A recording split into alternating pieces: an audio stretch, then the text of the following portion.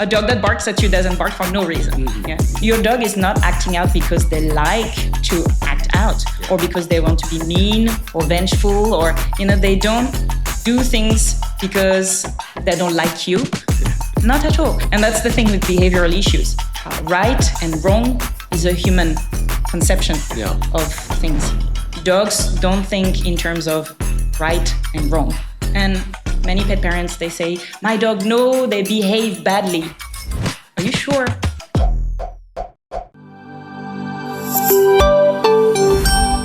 Hi everyone, welcome back. My name is An. I'll be your host for today. I'm unlike Joe, our guest today, I'm not in the animal space. I work mostly in data and technology, but I've always been an animal lover. I've always wanted to have a dog as a pet, but just wasn't able to. But dogs are top of my list when I'm a bit more, I think, grounded. I will have dogs. And so this is a very interesting topic today, talking to Joe about dogs especially. So let's dive into it. Again, we have Joe here today, who is a dog trainer, and we have some interesting questions that we wanted to cover today with you. Wonderful. Looking forward to it.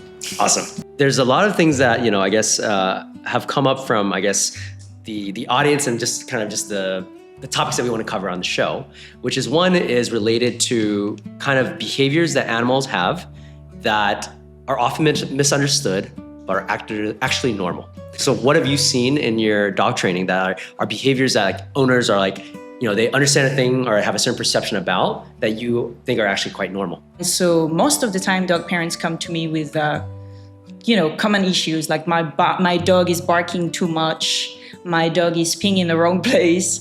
My dog is pulling on the lead. And then there are other issues such as attacking or being aggressive towards other dogs or towards strangers or guests coming into their house. This kind of behavioral issues is what I usually come across. Yeah. I like to answer all behaviors that you see in your dog is normal. Because it's a dog, so it's gonna behave differently than you as a human. Mm-hmm. So barking, normal. Mm-hmm. Growling, normal. Mm-hmm. Even aggression, to some extent, is normal because it's communication. So what makes the behavior difficult, problem behavior, inappropriate for us is when it becomes excessive, when it hurts someone, when it's not acceptable in our society, when it hurts the dog itself. So excessive barking is difficult to handle because you have neighbors complaining. So all these behaviors in general, or dog behaviors, dogs have species typical behaviors, right, that are different than ours. Yeah. And we have to understand that if you have a dog, they will show these behaviors.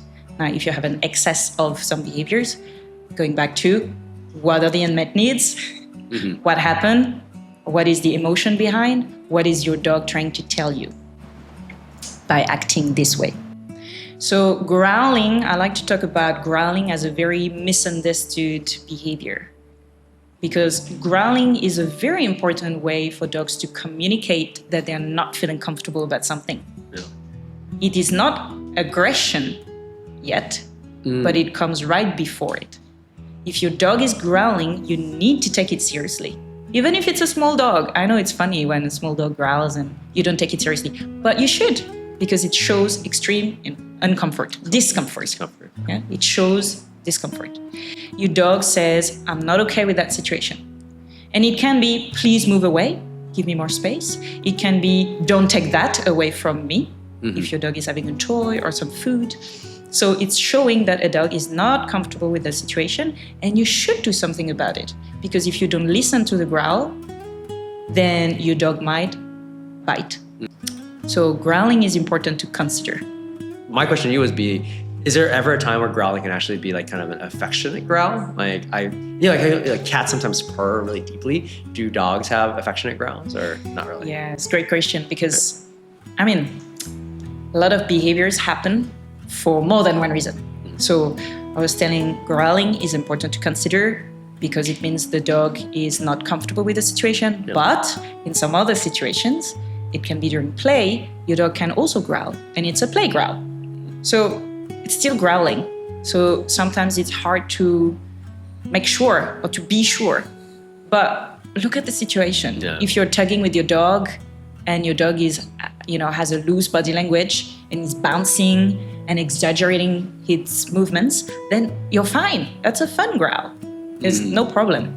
If you're worried about it, you can still calm down. You can calm the play a little bit, and that the growling will reduce. So you can also teach your dog to play without getting excited to the point where they growl and it's scary. So yeah, whatever you reinforce, again, whatever your dog does and you keep an interaction going, you reinforce.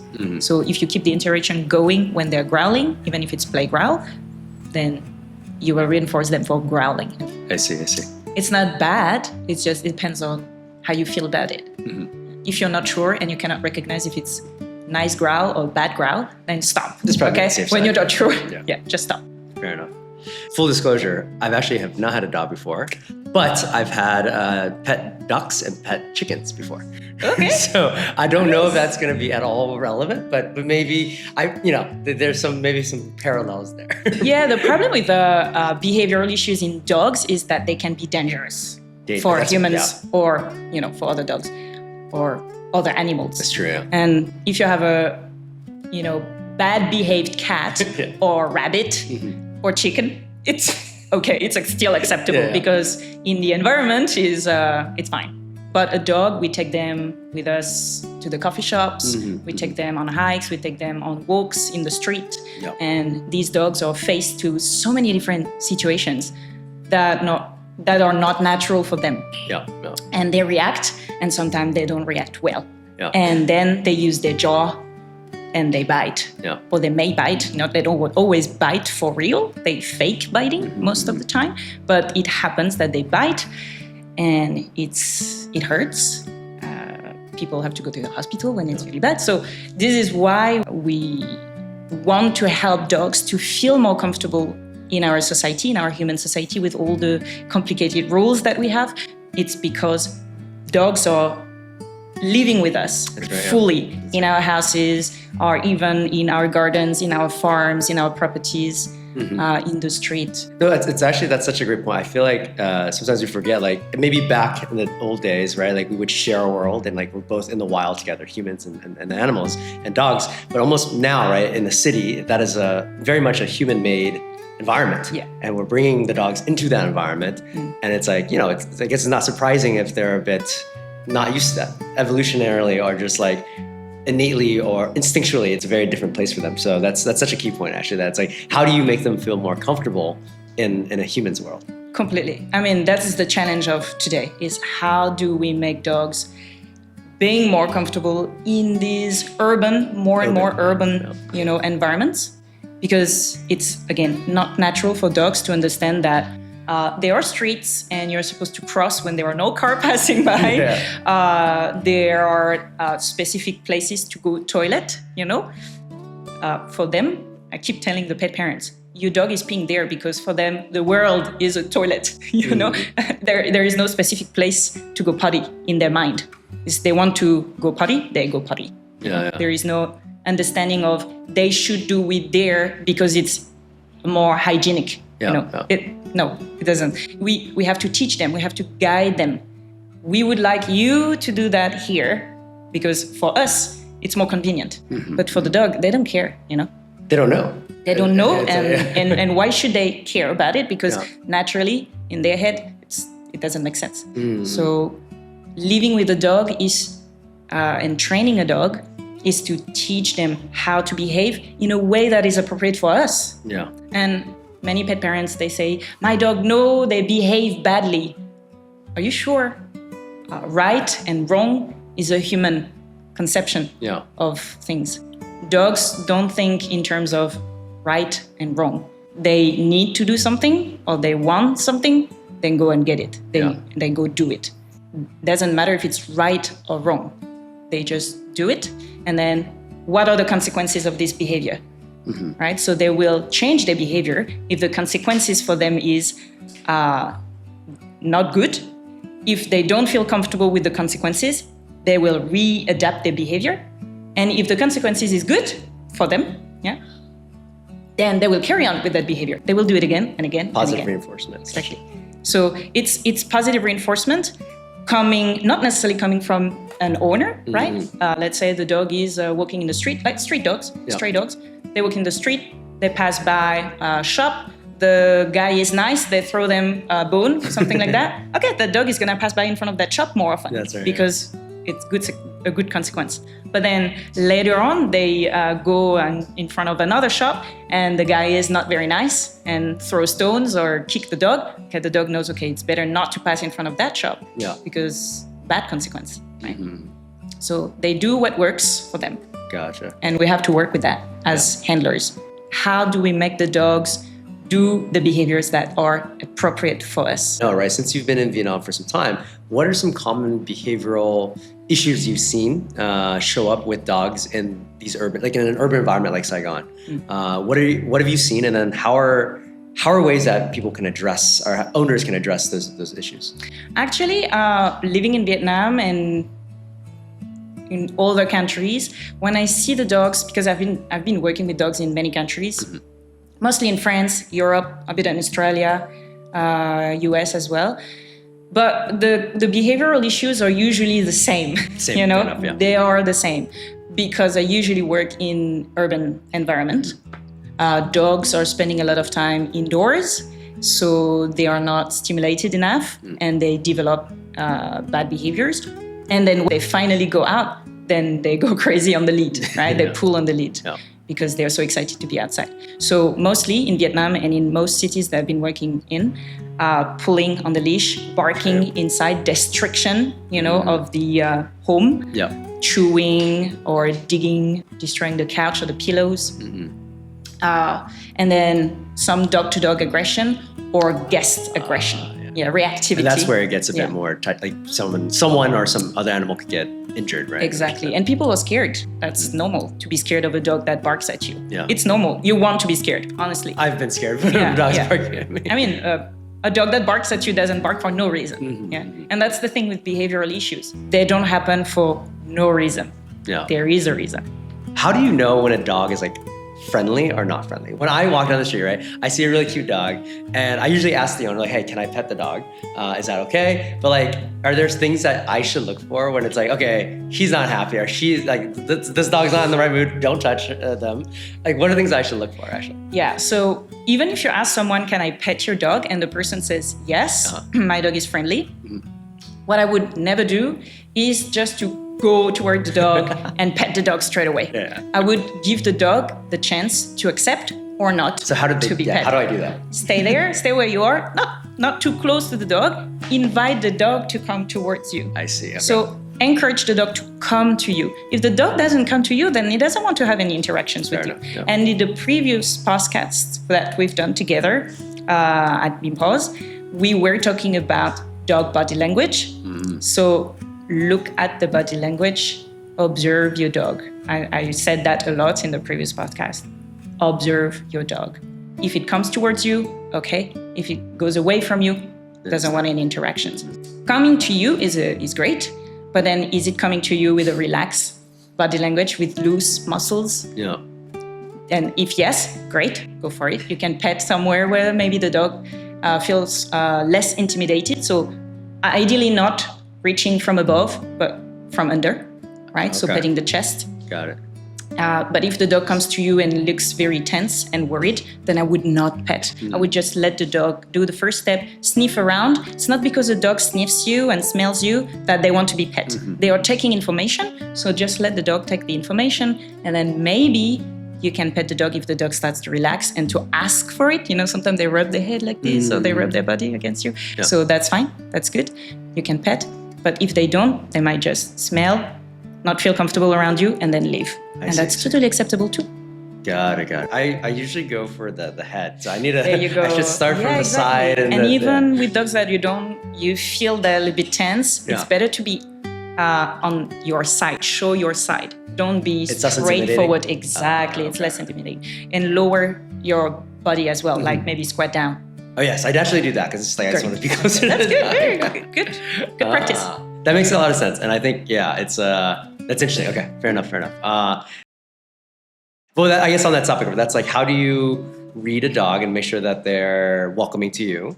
Because like the thing where I guess everyone wants to avoid, whether you're the owner or someone like interacting with the dog, is like the behavioral issues, or maybe a slight aggression. So then, because that's kind of the topic today, right? So why are they doing that? So then I guess maybe more specifically, you touched on this topic, but like, why is it that, would you say, that dogs are acting out, so to speak, right? Like, why are they having these bouts of aggression? Why are they tugging on the leash? Like, these are the issues. So why is this happening? How would you how do you think about that? What have you seen in your work? I really like that you ask why, because it's not often the first question people ask. Most of the time when parents come to me, they say, my dog is doing this, how do I stop it? Exactly. They don't care. They're like, let's just stop yes, it. Exactly. Yeah. So that's, and I mean, I answer that question eventually, but I do usually start with, first, try to understand why. Okay, your dog is not acting out because they like to act out, or because they want to be mean or vengeful, or they don't do things because they don't like you. Not at all. Is that all? Maybe they don't like you. Is that possible? I mean, if they don't like you, they just go away from you. Honestly, most dogs, they don't like you. Yeah. They bark at you to tell you to go away. Yeah. Okay, so that they can create the distance, or they will create the distance themselves. They will move away from you. So if they don't like you, they'll just move away. Fair enough. But they act out because there is something wrong in their lives. Most of the time, because all their needs haven't been completely fulfilled, right? So they will act out, not because they don't like it, they don't like you, but because there's something missing in their lives. Yeah. So if you have a pet parent with a leash pulling problem, you might wonder, why is my dog pulling on the leash? Yeah. First, before you try to fix the problem. Yes. Okay, why is my dog pulling on the leash? Do you have any idea why? Try to think like a dog. Yeah. Don't think like a human. Well, I'm trying to put myself in the body of a dog, right? For me, I'll just tell an example of myself. I need to run a lot. Like, for instance, I like running. And for me, it's like if I don't go running after a few days, I feel like a bit pent up energy and I just need to get it out, whether it's exercise, sports, or going to the gym. But running for me is kind of how I get that energy out. I imagine if I was a dog pulling on a leash, it's like, I want to move. I want to kind of move my body and get rid of this energy. So I would imagine maybe it's that they're not getting enough movement, enough exercise. You're right. I think there are a lot of dogs that will pull because they need to move. They need to move forward. They need to exercise. They want to get out of the house where they've been sleeping all day. So they need to move. Okay, they need to exercise. So that's one reason. So meaning that they have energy needs. So they need to do physical exercise. Yeah, they need to move. So one unmet need can be physical exercise. But other things, when I was telling you, think like a dog, you might not know, but the world of a dog is through the nose. Everything they analyze, they understand, is from smells. More so than even their eyesight? Absolutely. Okay. Oh. First is the nose. Why is that actually? Just a quick little... This is how they're made. Predators. The eyes are very good at catching movements. Yeah. And their ears are very good. They have excellent ears as well. But it's a nose. Much better than ours. Yeah. So we have better eyes because we can see more colors. We can see close, far, not blurry. But they are not that good with eyesight. They are very good at catching movements. But the primary sense is the smell. So everything they analyze is through their nose. They get so much information you cannot imagine. They have the images that we get in our brain, they get it from their nose, from their smell. They get all the tiny little smells and they can visualize with the smells. Wow. So when the dog pulls on the lead, they're actually trying to understand their world. They're trying to understand what happened here. Another dog passed there. A rat passed there. So there are things happening in the environment that we cannot even guess. Yeah. They know if, I don't know, one guy put their rubbish there and then, they know everything. Wow. They don't analyze the same way as we do, but they know a lot more through smells. So smelling is important. So when they pull, they want to know what's happening through that bush, what's happening in that gutter over there. So they need to know, and they pull because they want to know more. They want to analyze the environment. So where is the unmet need here?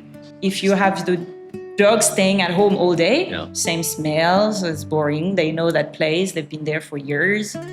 So when they get out there, oh, what, that happened, this happened. So they need to know more. They need to understand their world. Yeah. So I see. Going out is that too. Very cool. It's what's the news today.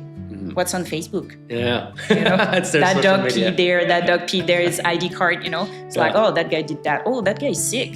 Oh, that one is in heat. You know, so they know Do you all smell? that. Is that how they know? They can smell everything. They know what hormones, you know, go through that dog body. Wow. They know everything. You That's cannot so cool. imagine. It's crazy. It's like an almost like that's such an interesting it's like an olfactory like we have a visualization in our head. It's like it's like they smell. I guess that's how they recognize people, right? Like I definitely know it's like pets of my my friends, or like they would recognize you through smell. Like they would smell me before I even get there. Yeah. So that's really cool.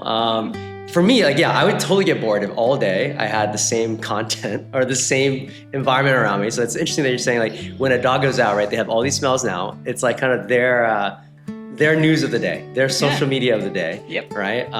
So therefore, back to the unmet need is maybe just like an exploration and just like not being bored. So one was like maybe having physical motion. Second was like being intellectually stimulated, right? And in a way that it's not like you're just sitting and doing the same thing every day. My background is actually in data, and so data analytics, data science, and so for me, it's like how do I represent something? Actually, is like kind of how I think about a lot of things. It's like, is it like a representation of this particular process? What are the data points that I'm actually remembering that process by? How am I defining that? What are the features for this particular model that's being built? And so I guess for a dog, if I were to try to make the analogy, it would be like, it's how are they representing a particular entity? And for them, smell is what you're saying is the main thing that they do it. Yeah. That's interesting. Okay. That's very cool. That's very cool. And that's something definitely not how I do it. I mean, I love smells, but it's probably my weakest sense of all of them. So Yeah, me neither, to be honest.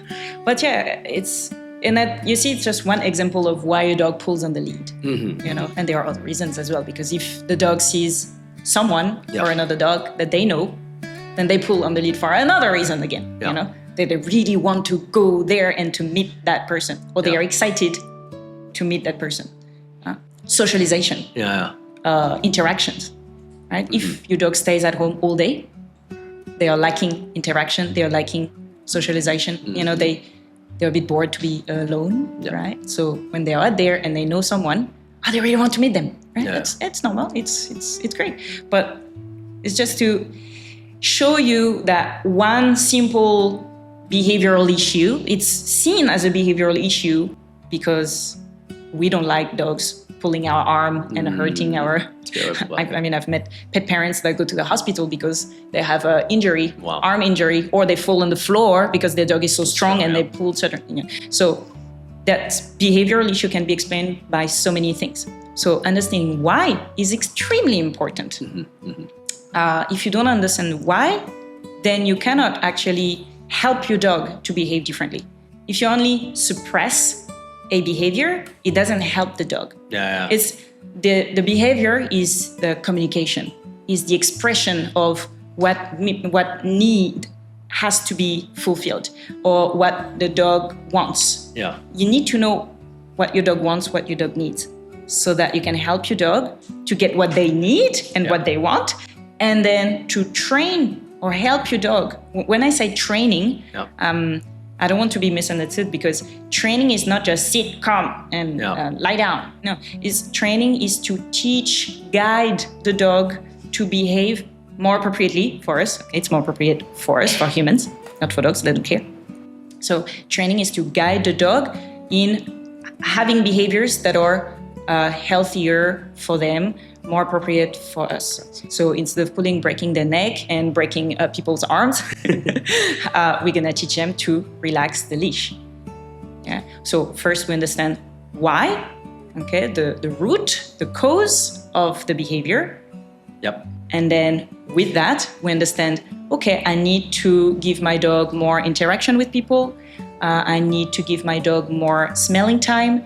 I need to give my dog more, what was the first one we talked about? Physical pulling on the lid. exercise. Physical exercise, there you go. So if I give that to my dog at a good moment for me, okay, because you can choose what moment is okay for you. Yeah, maybe I'm ready to go for a run, let's run, you know. So once you give what your dog needs or wants at the appropriate time for you, then you can work on changing the behavior.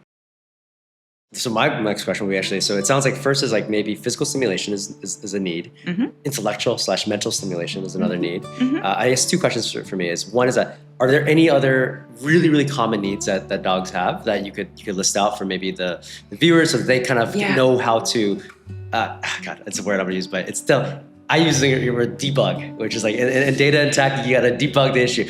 I don't want to, you're not debugging a dog, but you gotta kind of understand like what are the common reasons why they may do something, right? Yes. And then the second is like, well, I mean, with humans, you can talk to them, but a dog, you can't really, how do you communicate with them? It's like, I think these are all common needs, but like, how do you diagnose, like, or figure out or decode that this is my dog's need that I need to meet? So, so two big questions, which is like any other needs, and then how do you discover which one is it that they need? So you said, as human, we can say, we can talk, we can tell what we need. Yes. And earlier I said the behavior is the communication, is the expression of the emotions that the dog will feel when they're missing something, when their needs are not fulfilled. Yeah. So the behavior is actually the communication, is them talking in a way, right? Got it. So yeah, of course, it's not natural for us to understand how the dog talks, how the dog communicates. Yeah. So that's very unnatural for us to understand the dog's communication. Again, body language. They talk through body language. So as a pet parent, you need to learn a little bit more about dogs, dog body language, dog communication, and what actually a dog need in general, because we're gonna talk about breed, I guess, later, but a dog is a dog. A dog is not a human, so what are the needs of a dog? They have energetic needs or energy needs, physical needs, mental stimulation is very much something forgotten by people. Yeah. We have a dog, they stay all day at home, they do nothing, they chill, they sleep. If you have a dog that is pretty relaxed when you're gone. Yeah. And then we come back home, we play a little bit with them, maybe we go for a walk, and done, we go to sleep. Or they have their meals. And what about using their brains? Yeah. Dogs have very good functional brains, you know. They crave for challenges. We don't give them any. Well, I'm sure there are a lot of pet parents there that are very good. But many people forget about mental stimulation. The physical is given more attention than the mental. Most of the time, yes. And then if you're like a couch potato, sometimes the physical needs are not even answered, met. You know, so physical needs, mental stimulation needs. Sometimes, so opposite of physical needs, the resting needs, sleep. Yeah. You know, dogs need to sleep. Adult dogs around 8 to 12 hours. Oh, really? Wow. Plus around 5 hours of rest in a 24-hour period. Okay. So actually, it's good for a dog to rest and to have a good night's sleep. Yeah. But in between these rests, they need to be active. So you need to understand that a dog needs balance in their life. Yeah. Not only just stay at home and do nothing, not only always go out and be stimulated and do stuff. Balance. Sleep, physical, energy, mental stimulation. And then, of course, your dog needs safety, to feel safe. Yes.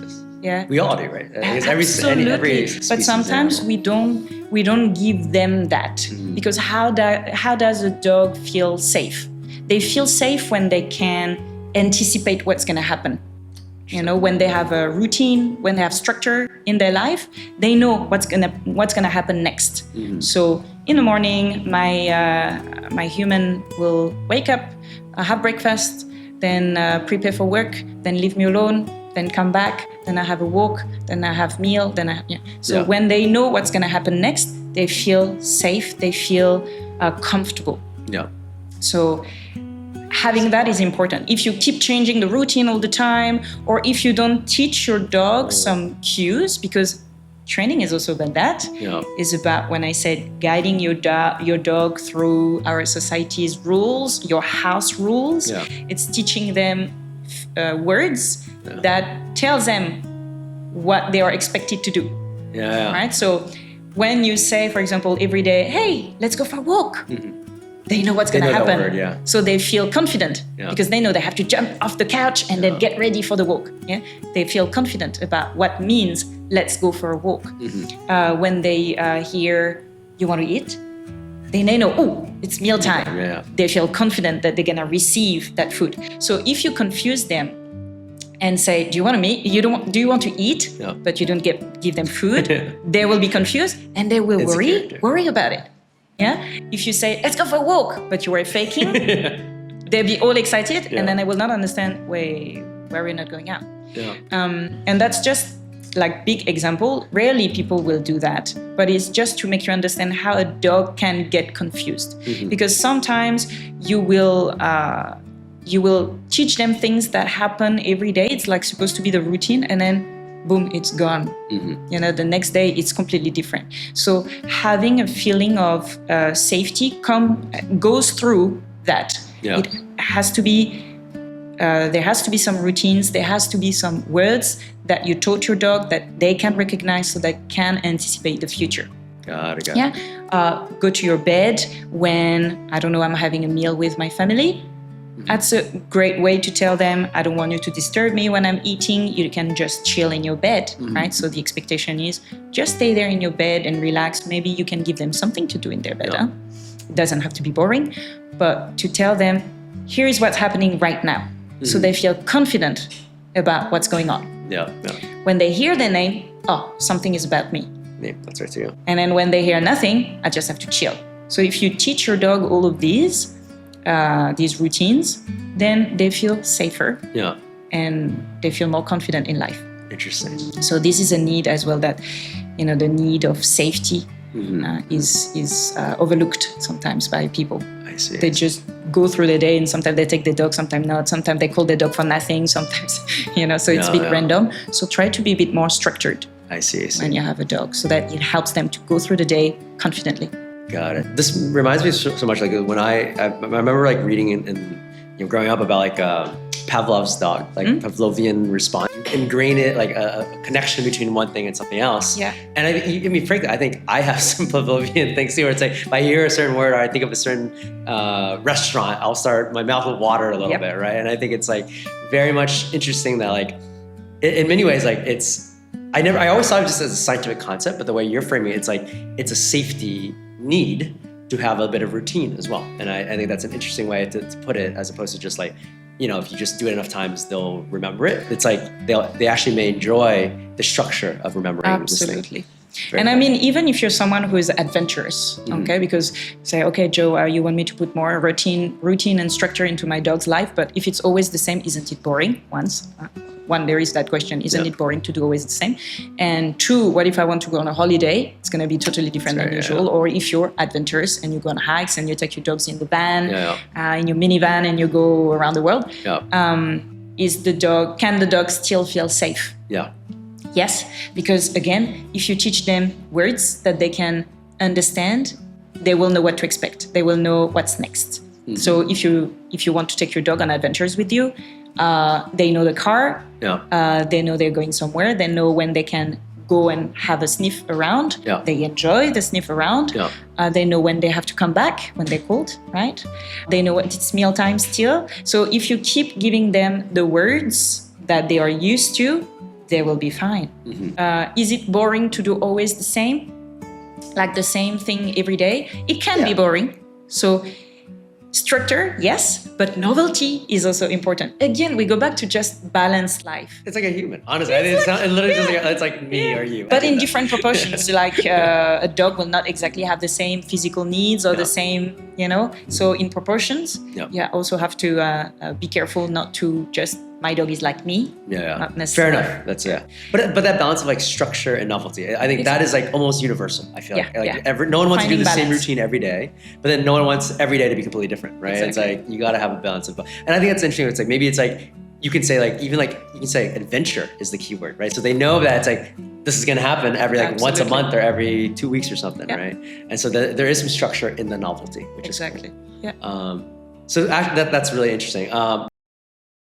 Not all owners are equal, right? It's like some are much more well-behaved dogs, and some are very, very rowdy. Sorry, I won't say rowdy because I know that's our perception of them, right? Some are much more less aligned with behaviors that humans want. So what separates a good owner versus one that's, let's just say, not as good? Well, consistency. It's for sure. Okay. That's really, really key.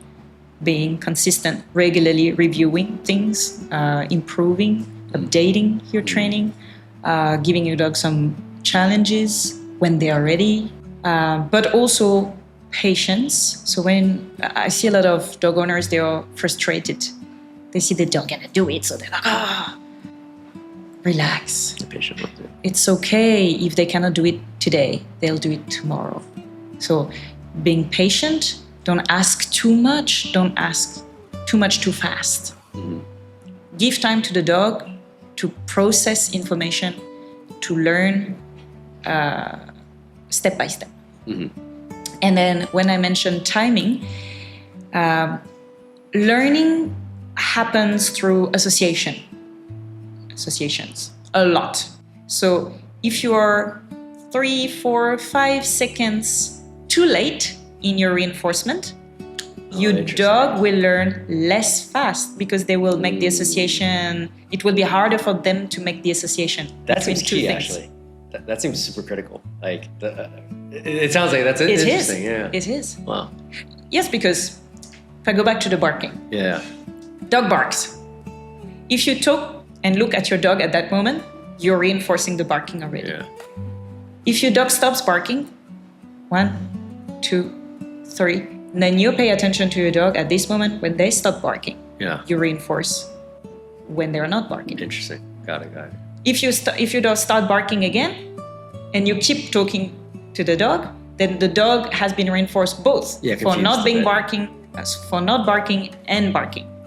So now the dog doesn't even know what is reinforced, what is the better behavior, what gets them the attention. Yeah. Is it barking or not barking? So you have to be good at timing, because when your dog barks, you want to remove the attention. Yeah. You want to ignore. When the dog stops barking, you want to pay attention. But if your dog barks again, you also, again, ignore, remove attention. And then as soon as they stop barking, as soon as, you want to reinforce the silent. So you need a few seconds of silent to then pay attention.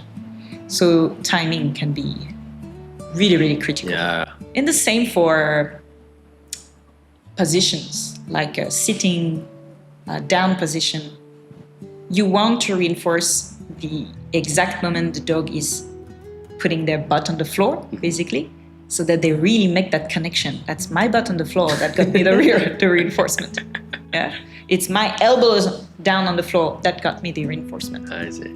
So sometimes, dogs, they go in the lying down position, they go very slow like this. Yeah. But you still don't give reinforcement until they are in that correct position. Then you can give the reinforcement, so that the dog really is precise in what gets him the reward. But then for them to be very precise, you have to be precise. Exactly. Right? And that's like, that is training for yourself too. Oh no, I mean, I can totally see that being difficult to do as well. Remember, it's not a natural thing. At the beginning, I say I coach dog parents. This is totally that. Because I do something, I demonstrate. Here is how to make your dog do this. Here's how to teach your dog to do that. And then once they see that the dog can do it, because sometimes they don't believe the dog can do it. So I need to demonstrate your dog can do it. Your dog is clever. Give him the chance. So I demonstrate first, and then they try. I tell them, okay, now you do the same. Of course, they are not dog trainers. They haven't worked with thousands of dogs. So their skills are new. That's right. They need to learn to have the right timing, to have the right gesture, to have the right word. So I teach them, I coach them to be more precise so that the learning can happen faster. Yeah. Because it's very frustrating when no learning happens, Certainly, yeah. But it will happen. If it's very slow, there is always a reason. Yeah. So another topic that we wanted to talk to you about, and I think maybe the viewers would be interested in, would be how different breeds have different needs, or how about this, let's say, have different conceptions, maybe perceptions and misconceptions, as well as different needs, and then as well as maybe potentially common traits and patterns that people have with them. So I guess this next section will just be more of like, how have you seen in your dog training different breeds, how they behave, and what are some things to look out for or things to be aware of? For instance, if you have a Husky versus a Pomeranian. And then, I don't know, maybe start with your favorite breed. Or not, I mean, favorite breed is not the right word, but what's like a breed that you most commonly see in Saigon that you work with? And what are some things that people should look out for or watch out for? Most common, poodles and corgis. Corgis and poodles, okay. Corgis. So cute. Behavioral issues. Corgis more than poodles in the story. But there is a very good reason for that. So we are talking about breeds. Yes. I'm usually not a big fan of labels.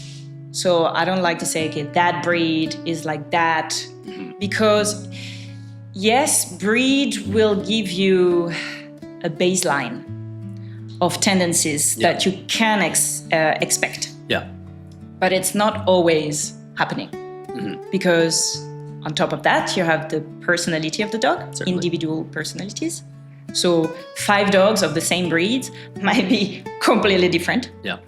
And then on top of that, you have everything else. How you guide your dog. What is your relationship with your dog? What's the environment your dog is growing up in? So, and that is more important. It will influence more how your dog is, how your dog reacts, how your dog feels. Nurture over nature, maybe, right? Yes.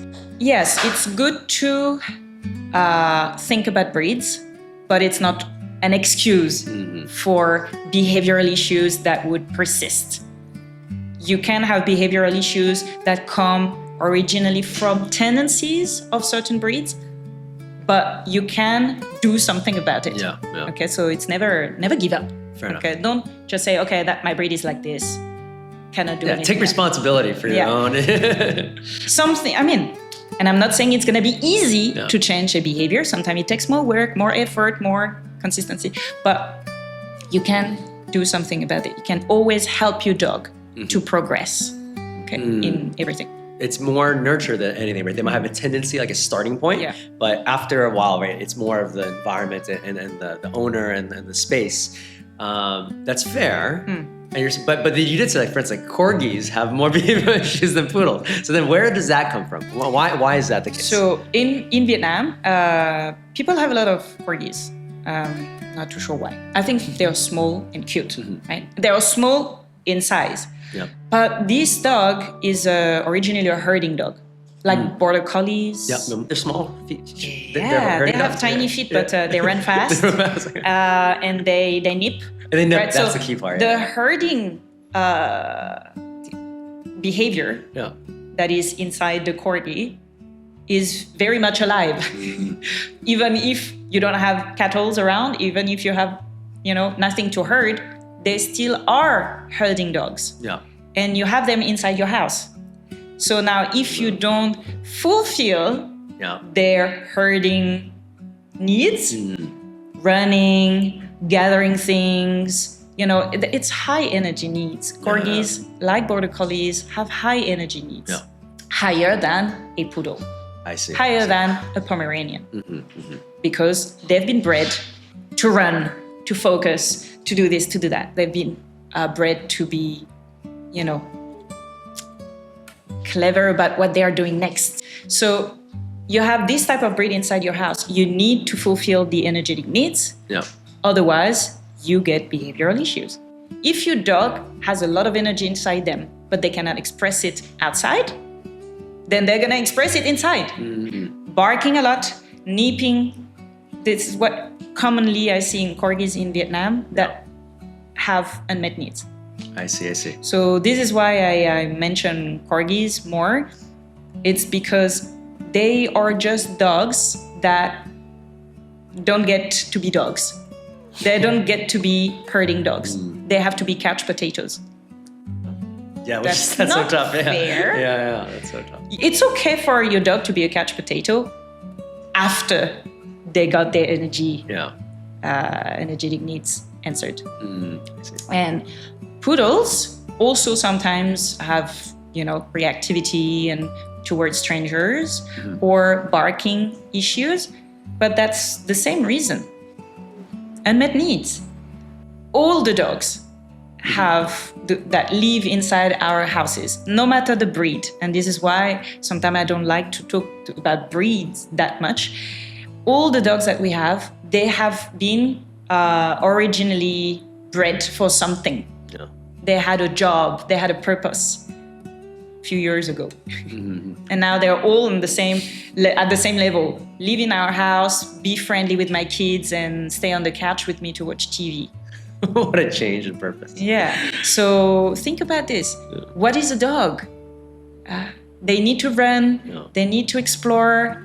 Yeah. So some dogs will need to explore more. Some dogs will need to run more. Some dogs will need to think more, to be tired and to feel relaxed. Yeah. They cannot be relaxed and rest properly if that didn't happen in their lives. So corgis, poodles also high energetic needs actually. Yeah.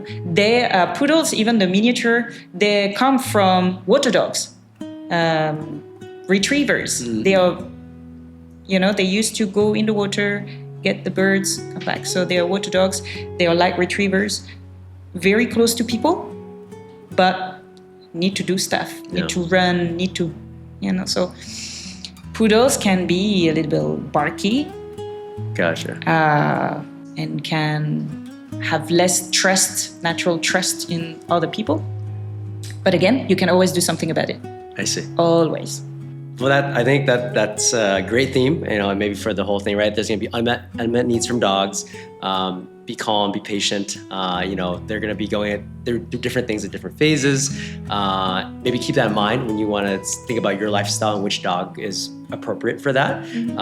So that all makes sense. So I think on that note, I think we'll wrap up. But no, it's super interesting. Hopefully, the viewers found this interesting with the idea of unmet needs and how it varies across breeds, across personalities, across age and life stage. But yeah, thank you so much again, Joe, for your insights. My pleasure, really. Yeah, thank you. Yeah, I hope the parents can, let their dog be dogs. Yeah, let their dog be dogs and be there when they need you to be there for them. Sometimes we forget to advocate for our dogs. So give them what they need. Yep. Give them what they want when it's the right time. And keep guiding your dog with kindness. Guide your dog. It's not about punishment. It's about guidance. Actually, yeah. Why do dogs eat grass? There are a lot of... Are they starving? What is this yeah, there are a lot of behaviors that our dogs do that are remnants of instinctive behaviors, I don't know if I'm expressing correctly there. Now they live in our houses, but years and years and years ago, when dogs were not that close to us, they were wild animals. Yeah. They used to do this and that because it worked for them. So eating grass, maybe at the time, helped them to, a lot of people say, purging. When they eat the grass, it fiber goes out. Yeah, it's like the humans. The fiber. If they have like stomach issues, I see. If they don't feel good, they might be more prone to eating the grass because their instinct says that it's going to help them to eliminate. So this part of these small behaviors that doesn't really make sense today because we give them pills to deworm. But they'll still kind of do it. They still have this remnant of, I don't know how you call it, ancestry behaviors. Yeah. Gotcha. Okay, that makes sense.